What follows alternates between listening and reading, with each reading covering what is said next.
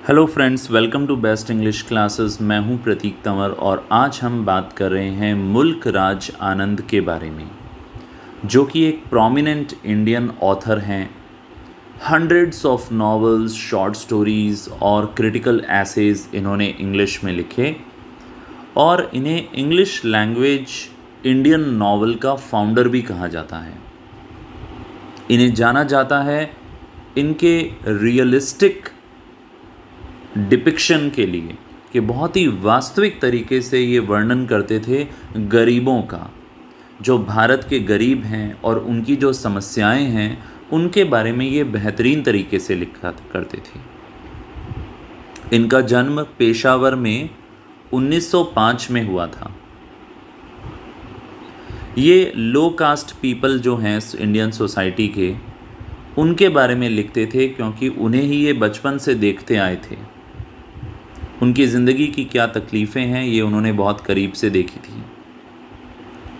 उनके पापा का नाम था लालचंद और माता का नाम था ईश्वर कुर।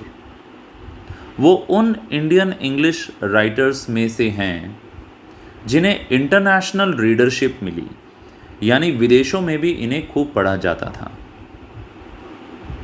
इन्होंने क्रिएटिव राइटिंग की। इनकी नॉवेल्स और short stories modern Indian English literature में सबसे ज़्यादा फेमस हैं। इनकी पढ़ाई हुई थी अमृतसर के खालसा कॉलेज से। यहाँ से उन्होंने ग्रेजुएशन किया। उसके बाद वो इंग्लैंड चले गए। यूनिवर्सिटी कॉलेज लंदन से उन्होंने आगे की पढ़ाई की और फिर कैम्ब्रिज यूनिवर्सिटी से पीएचडी की फ़िलॉसफ़ी में, दर्शन शास्त्र में। मुल्क राज आनंद की दोस्ती रही ब्लूम्सबरी ग्रुप के साथ में। इसी दौरान वो जिनेवा भी गए और वहाँ उन्होंने लेक्चर दिया League of Nations School of Intellectual Cooperation में। यदि मैं इनकी करियर की बात करूं तो ये सबसे पहले इंग्लैंड में टीएस इलियट की मैगज़ीन थी क्राइटेरियन, उसमें शॉर्ट रिव्यूज़ लिखा करते थे। इनका जो लिटरेरी करियर है वो जब कास्ट सिस्टम के ऊपर इन्होंने स्टडी की तो उससे निकल के आया। इनकी जो आंटी थी उनको परिवार से जात बाहर कर दिया गया क्योंकि उन्होंने एक मुस्लिम औरत के साथ खाना खाया। जब उन्हें जात बाहर कर दिया गया तो इनकी आंटी ने सुसाइड कर लिया। ऐसी घटना इनके साथ हुई जीवन में, इससे ये बहुत ज़्यादा प्रभावित हुए और इसीलिए लो कास्ट के ऊपर इन्होंने लिखना शुरू किया। इनका पहला नावल 1935 में पब्लिश हुआ था, अनटचेबल, जिसकी शॉर्ट में स्टोरी मैं अपने चैनल पे डाल चुका हूँ, आप देख सकते हैं, जहाँ पर इन्होंने भारत के जो अनटचेबल कास्ट हैं, अछूत जाति हैं, उनके बारे में इन्होंने कहानी लिखी। इस किताब के अंदर कई पंजाबी और इंडियन ईडियम्स भी हैं, मुहावरे भी हैं, जिन्हें इंग्लिश में ट्रांसलेट किया गया।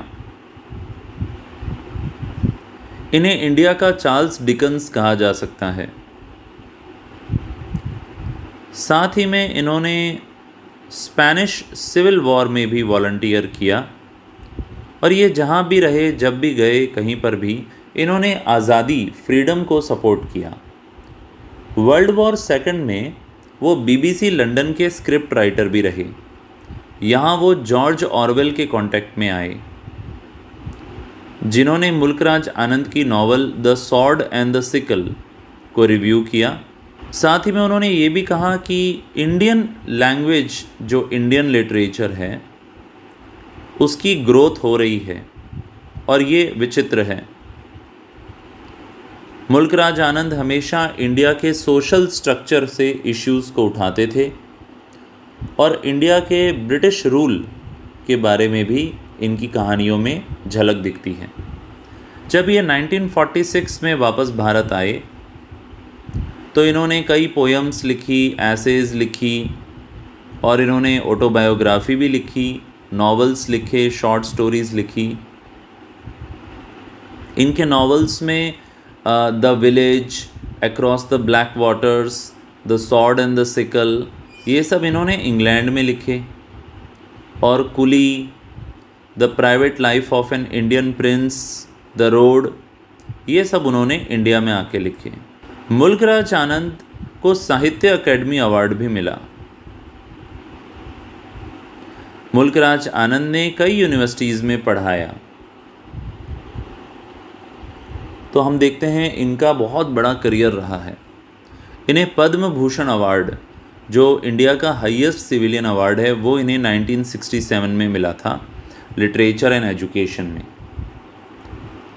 98 ईयर्स के जब ये थे, 2004 में पुणे में निमोनिया होने से इनकी मृत्यु हुई। अपने जीवन काल में इन्हें इंटरनेशनल पीस प्राइज़ भी मिला था।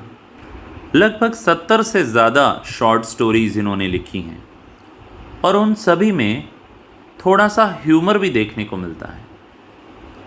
आई होप ये छोटा सा इंट्रोडक्शन आपको समझ में आया होगा।